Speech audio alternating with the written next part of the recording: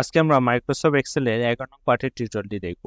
প্রথমে সবাইকে লার্নিং ডেটাওয়ার্কসে স্বাগতম এবং ভিডিওটি শুরু থেকে শেষ পর্যন্ত দেখার আমন্ত্রণ রইল। যারা এক্সেলে বেসিক থেকে শুরু করতে চান বা প্রো হতে চান অবশ্যই টিউটোরিয়ালটি পার্ট 1 থেকে দেখবেন। তো আজকে আমরা আলোচনা করব অ্যালাইনমেন্ট টুলস এবং ফরম্যাট প্রিন্টার কিভাবে ব্যবহার করতে হয়। অ্যালাইনমেন্ট টুলসের ক্ষেত্রে প্রথমে আমরা এখানে দেখি অ্যালাইনমেন্ট গ্রুপে এটি হচ্ছে টপ অ্যালাইনমেন্ট, মিডল অ্যালাইনমেন্ট এবং বটম অ্যালাইনমেন্ট। তো আমরা যদি এখানে কোনো একটা ওয়ার্ড লিখি BANGLADESS বাংলাদেশ যদি লিখি তাহলে এটি দেখা যাচ্ছে বটম অ্যালাইনমেন্টে আছে। তো এটিকে আমরা মিডল অ্যালাইনমেন্টে নিতে পারি এবং চাইলে টপ অ্যালাইনমেন্টেও নিতে পারি। নেক্সট হচ্ছে ওরিয়েন্টেশন আপনি আপনার ডেটাকে যেভাবে ইচ্ছা সেভাবে নিতে পারেন। জাস্ট ভার্টিক্যাল টেক্সট যদি দেই ডেটাটা ভার্টিক্যালে আসবে এবং এটি যদি রোটেট টেক্সট ডাউনে দেন তাহলে ডেটা আসবে। আমরা কন্ট্রোল জেড দিয়ে আগের ফর্মেটে চলে যাচ্ছি। এভাবে আপনি ওরিয়েন্টেশনটি ইউজ করতে পারবেন।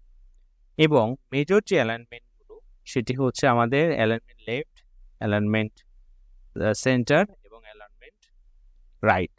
এক্ষেত্রে কি হবে, আমাদের এখানে অ্যাকাউন্টস ম্যানেজারের নাম রয়েছে, এখানে দেখাচ্ছে প্রথমটা রাইটে রয়েছে এবং পরের নেমগুলো সব লেফটে রয়েছে। আমরা চাচ্ছি নেমগুলোকে একই ক্যাটাগরিতে নেওয়ার জন্য।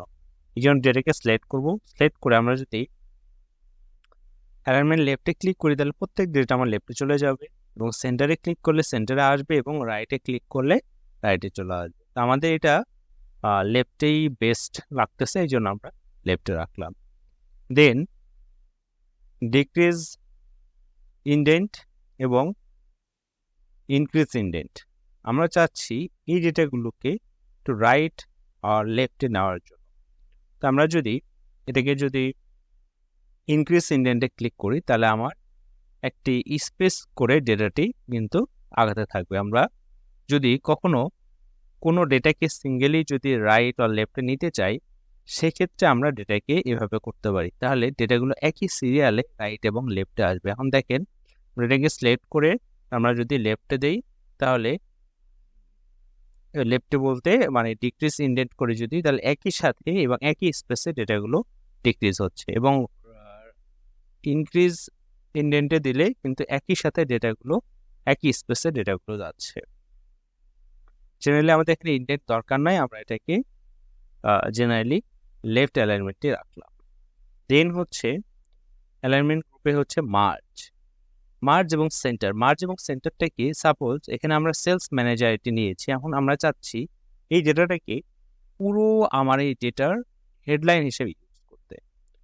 এই পুরো হেডলাইন হিসেবে ইউজ করার জন্য আমার যেটা হচ্ছে যে এখানে কিন্তু ডেটাটা অনলি একটি সেলে রয়েছে, অনলি একটুতে রয়েছে, তার মানে আমার এই ডেটাটা প্রত্যেক সেলে থাকবে। এই জন্য ডেটাকে মার্জ করতে হবে। এই জন্য আমি প্রথমে যেখানে মার্জ করব ওই ডেটা সহ প্রত্যেকটা সেলকে সিলেক্ট করব। সিলেক্ট করে মার্জের যে ড্রপডাউন মেনু রয়েছে এখানে মার্জ এবং সেন্টারে ক্লিক করব। তাহলে আমার কি হবে, ডেটাটা মার্জ এবং সেন্টার হয়ে যাবে। তারপর আপনি এখান থেকে চাইলে আবার আনমার্জ করে ফেলতে পারেন। তারপর এখানে আরো একটি অপশন রয়েছে মার্জ সেলস, মার্জ অ্যাক্রস। তো জেনারেলি আমরা মার্জ এবং সেন্টার করে দিলাম।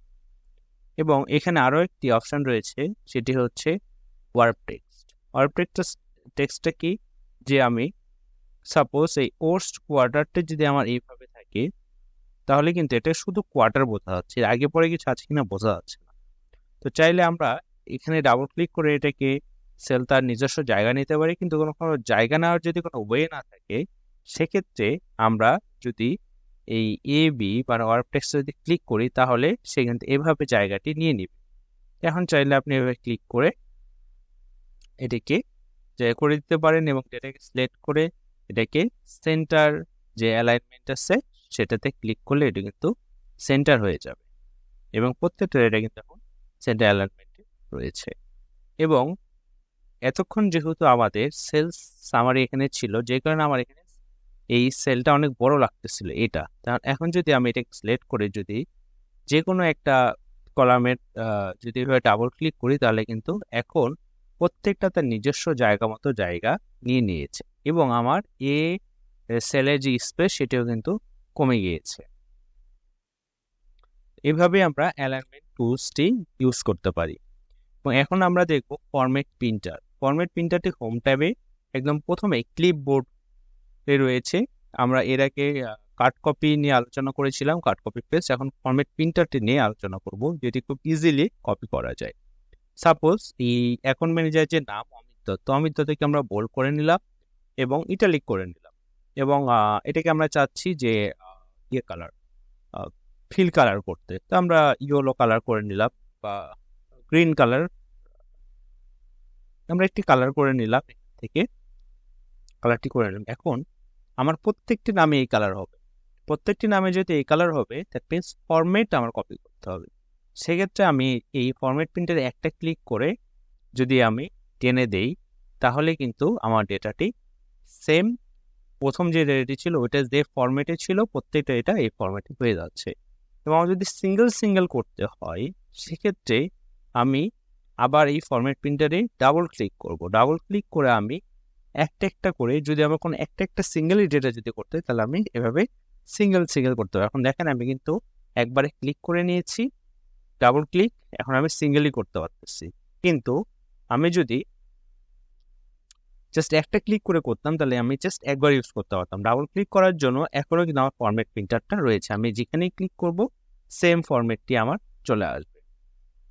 এখন এই ফরম্যাট প্রিন্টারটি আমরা যদি ক্যান্সেল করতে চাই, আবার ফরম্যাট প্রিন্টারে ক্লিক করলে এটি ক্যান্সেল হয়ে যাবে।